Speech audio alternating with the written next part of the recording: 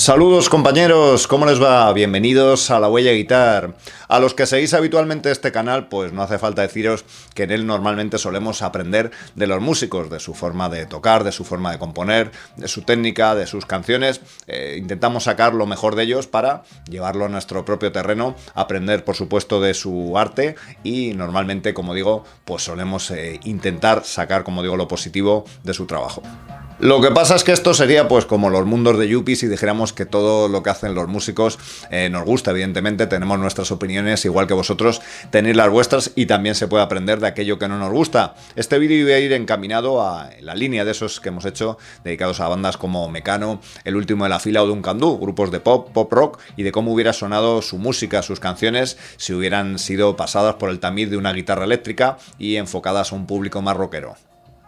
Como habrás podido adivinar por la miniatura, por el título del vídeo, este iba a ir dedicado a los Hombres G. De hecho, sigue yendo dedicado a ellos, pero escuchar sus primeros discos con atención me ha llevado a hacerme pues alguna reflexión, ¿no? Sobre todo la de cómo un grupo con un nivel tan bajo, seguramente uno de los más pobres que he escuchado en las bandas de aquella época, escuchando, ya digo, con atención sus discos, pues pudo llegar tan lejos, ¿no? Recordemos que Hombres G es una banda que sigue girando, que sigue tocando en grandes auditorios, súper populares todavía, sufrieron una Beatlemanía prácticamente en Latinoamérica durante los años 80, han vendido 40 millones de discos y han hecho películas, ¿no? Con lo cual me sigue llamando mucho más la atención. En este vídeo voy a hablar de las claves por las que creo que esto sucedió, ¿no? Hablamos un poco en profundidad del contenido de sus letras, de su música en general y sobre todo también de la voz de David Summers, ¿no? Al final del vídeo me gustaría que te quedaras con nosotros para contarnos tu opinión sobre todo esto. Hago otra reflexión, que es la de si los músicos pues no deberíamos, en vez de intentar siempre mejorar, intentar captar cosas de los mejores, pues quedarnos un nivel más llano para así pues poder llegar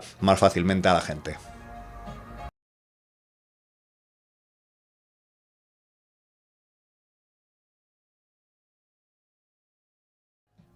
Antes de entrar en detalles en el contenido, recordar que todos los que pasamos de los 40 hemos escuchado aquí en España o en Latinoamérica a los Hombres G, queramos o no, tengamos o no sus discos, ya que eran muy populares, ¿no? Muchas de sus canciones, pues yo que sé, desde Venecia a Devuelve a mi chica, conocida también como Sufre Mamón, o Marta tiene un marcapasos, son canciones que, quieras o no, las has escuchado por la razón de que eran muy populares y se escuchaban en todos los lados, en la radio, en los programas de televisión cuando las promocionaban, las podías escuchar, como digo, en cualquier sitio. Es decir, a su música hemos estado expuestos los que éramos muy rockeros entonces también, aunque no nos gustara, como digo, ¿no? Lo cual no quita para que muchos años después pues vuelvas a escuchar su música con otros oídos, ¿no? Como diciendo, dice, bueno, en aquella época no me gustaba, vamos a ver qué es lo que no me gustaba y vamos a ver si creo que era música de calidad, aunque fuera con mi estilo o no.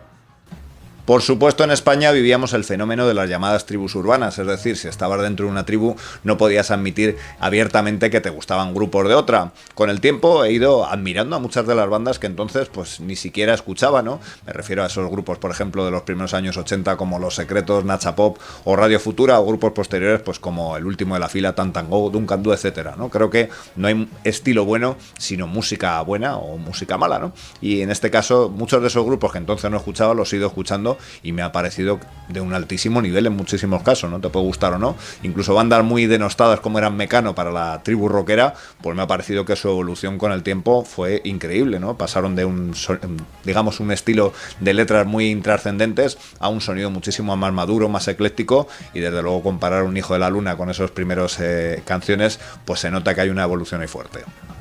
Pero sin duda el grupo más denostado para la tribu rockera eran los Hombres G. Eso no hay ninguna duda, seguramente por su grandísima popularidad en poco tiempo y también pues un poco por todo, ¿no? Por su música, por sus letras, por su imagen y por esa sensación, como digo, de que estaban en la diana, eran el blanco fácil de la tribu más rockera por ser pues precisamente la antítesis de lo que significa el rock, ¿no? En cuanto a las letras, si nos ceñimos un poquito a eso, evidentemente hay grupos con letras para todos los colores, ¿no? Hay grupos que utilizan las letras como para reivindicar, para salvar a las ballenas o hablan de metafísica, y otros con letras pues sencillas o de humor, como en este caso podríamos decir que tenían las de Hombres G, ¿no? Hay muchos grupos que utilizan ese contexto, pero claro, si comparamos esto con las letristas que hemos tenido en este país, como por ejemplo, pues yo que sé, un Antonio Flores, Manolo Tena, Antonio Vega, o posteriormente pues esas letras enrevesar de Rosendo, o esa poesía urbana de Cuchi Romero o del propio Robe, pues claro, comparar esas letras tan intrascendentes, tan por muy cómicas que quieran ser, pues eso, con tan poquito peso, pues duele un poco, ¿no? Ahí es donde empieza a rechinar la sensación de que estos grandísimos letristas tenían que haber llegado muchísimo más lejos que esa Beatlemanía que sufrieron los Hombres G por méritos propios, ¿no? Porque ese mensaje que daban sus letras, pues digamos que de alguna manera, ahora viéndolo décadas después, pues no deja de ser un poco sonrojante por ver a gente cantando en sus conciertos esas letras que son un poco, digamos, pueriles. Cuando me he puesto a escuchar sus discos atentamente, especialmente esos primeros discos, que son los que tienen esas canciones más conocidas, que la gente son las que quiere oír recrear en directo a día de hoy, pues he escuchado un grupo con un nivel pues bastante pobre, ¿no? Unas estructuras muy muy básicas, notas los arreglos, los punteos de gente que da la sensación de que no lleva mucho tiempo tocando.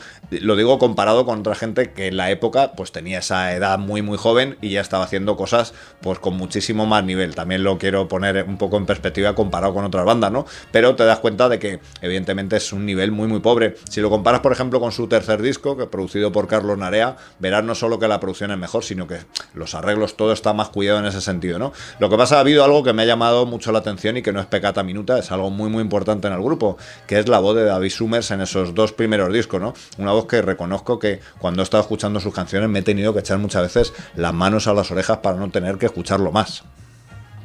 Hay muchos tipos distintos de voces y hay voces para todos los gustos. En el rock tenemos voces como hemos tenido las voces de Ronnie James Dio o Graham Bonnet, voces muy gruesas, muy potentes, y voces como la de Steve Perry o el mismo Sting, voces muy muy finas. Así que, como digo, hay tantas voces como gustos para ellas. Ahí no voy a entrar, ¿no? Evidentemente la voz de David Summers, podríamos decir que Ronnie James Dio no es, ¿no? Esa voz, estoy llorando en mi habitación, pero respeto ese...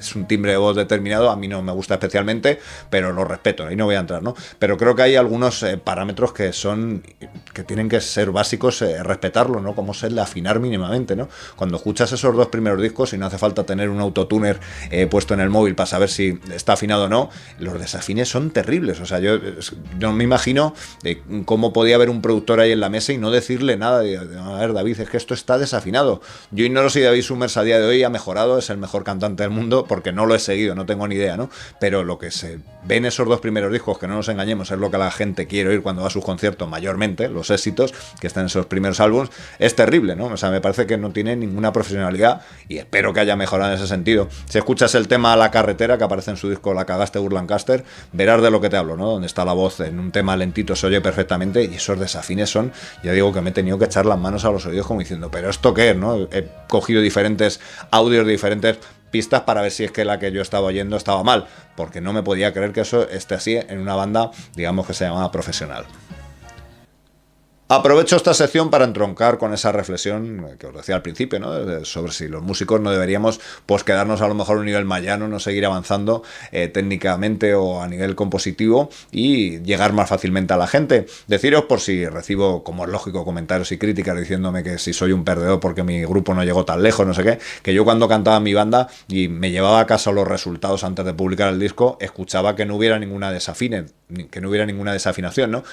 Muchos de mis compañeros a lo mejor no lo veían tan claro porque yo me fijaba más y evidentemente eres el que canta, pero intentaba ponerle remedio. Me llama la atención que después de tantos años esos discos sigan ahí con esos desafines y no solo que la crítica no lo vapuleara en su momento por lo mal que cantaba, sino que eso no haya sido de alguna manera corregido, ¿no? En el estudio.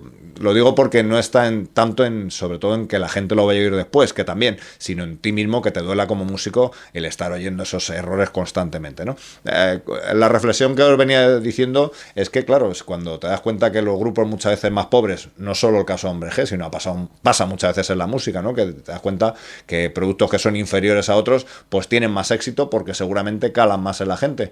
Pues entonces, ¿qué significa eso para los músicos, no? Porque si muchas veces, no sé, de alguna manera, durante años lo que intentamos es ser mejores y tal, y resulta que luego la manera de llegar a la gente en muchos casos no es esa, sino todo lo contrario, ser mucho más sencillos para que la gente entienda mejor lo que hacemos, pues claro, se produce ahí una especie de no saber por dónde tirar, ¿no? Porque claro, como músico quieres ser lo mejor posible, pero muchas veces como grupo, si estás dentro de un grupo, es más fácil que llegue a la gente lo asequible que lo que para los músicos nos parece mejor, ¿no? Así que está un poco ahí esa dicotomía. Decía el gran Miguel Ríos que en el disco Rock and Ríos su banda, que eran unos músicos increíbles, hacían parecer a la gente que él era el mejor, ¿no? Miguel Ríos era el mejor, cuando no lo era, ¿no? El propio Miguel Ríos admite que tenía ese elenco de músicos rodeándolo que le hacían a él ser mejor, ¿no? Y muchas veces, por desgracia, eso pasa en la música, ¿no? Quizá a lo mejor muchas veces los mejores músicos están rodeando a alguien en vez de ser el figura central. No hablo de Miguel Ríos, del cual soy admirador